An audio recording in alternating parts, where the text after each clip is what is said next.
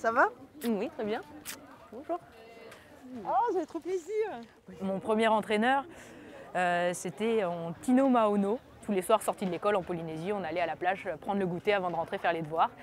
Et il est venu me chercher en me disant « il nous manque une fille ». Donc me voilà embarquée dans l'équipe fille de Matei Aroué. Et c'est là que la rame a vraiment commencé pour moi.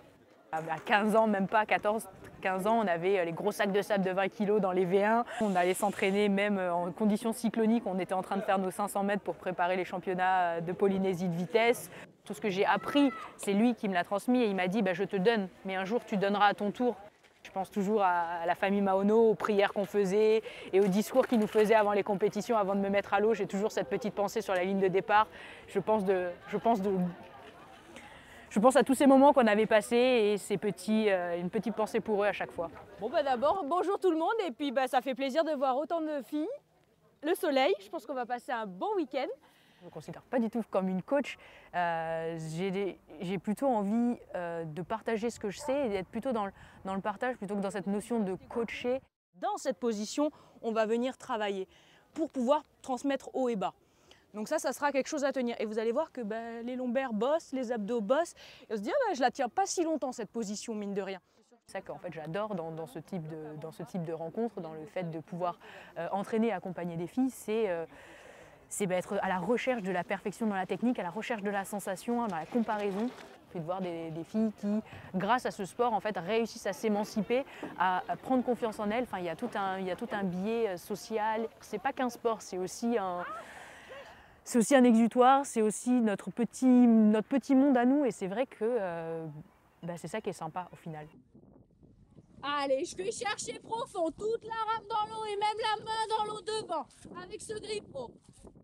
Dans les anciens temps, les Polynésiens partaient pour faire des grandes traversées d'île en île. Ils ne savaient pas s'ils allaient arriver, donc en fait il y avait une prière, il y avait tout un rituel avant de la mise à l'eau de la pirogue. Donc on a gardé ça dans le sport actuel en Polynésie. Avant chaque départ de course, il y a une prière qui est faite au micro de l'organisation. Donc c'est prendre le temps de se dire qu'on est petit face à l'océan et qu'on demande la clémence et qu'on se remémore toutes ces personnes qui ont été sur l'eau et qui ont traversé d'une île à une autre, qui l'ont fait avant nous. Donc on leur demande leur force, on leur demande leur protection. On a un beau projet club, on descend pour la Vodafone à quasiment 4 équipes, 2 équipes femmes, 2 équipes hommes, avec le club de Médoc.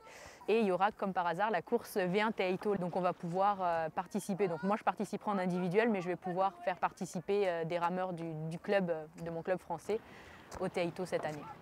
Le Teaito va être la course de référence en V1, donc c'est vraiment la course auquel les rameurs, enfin les bons rameurs en individuel ont envie de participer et qu'ils ont envie de gagner parce que c'est celle qui te donne la reconnaissance envers tes pairs, envers tout le milieu de la rame. C'est bon là? Après, tu mets un... Se consacrer et penser qu'à la compétition, c'est oublier toute cette partie autour qui, en final, c'est ce qu'il y a de plus beau, c'est pouvoir partager, ramer. On parle le même langage, le langage de la pirogue. Et c'est ça qui est magique et c'est ça qu'il ne faut pas oublier de transmettre et c'est ça qu'on essaye aujourd'hui de véhiculer, mais chez les femmes.